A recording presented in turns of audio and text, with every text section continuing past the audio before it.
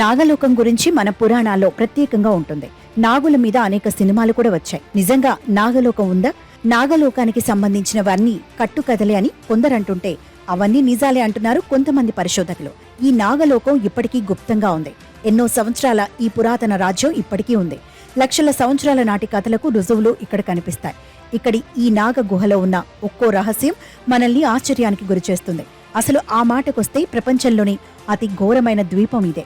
క్షణాలలో మనిషి ప్రాణాలు ఇక్కడే పోతాయి. ఇక్కడి చెట్టు వేళ్లు కూడా పాముల్లా ఉంటాయి. జాగ్రత్తగా చూసి వెళతారు ఇక్కడి పర్యాటకులు. ఇది పాముల కోసం ప్రత్యేక ఒక దీవి.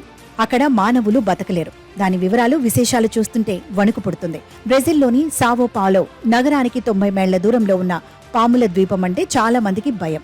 దీనిని ప్రపంచంలోని అత్యంత ప్రాణాంతకమైన ద్వీపాల్లో ఒకటిగా పిలుస్తారు. ఎందుకంటే ప్రపంచంలో విషపూరిత పాములు అత్యధికంగా సంచరించే ప్రాంతం అది. సాధారణ పాములు మాత్రమే కాదు, ప్రపంచంలోని అత్యంత విషపూరితమైన వైపర్లలో ఒకటైన గోల్డెన్ ల్యాండ్స్ హెడ్ కు కూడా ఇక్కడే ఉంటుంది. పాము విషం ఏదైనా ప్రధాన భూభాగంలోని పాము కంటే ఇక్కడ 3 నుండి 5 రెట్లు బలంగా ఉంటుందని చెప్తారు.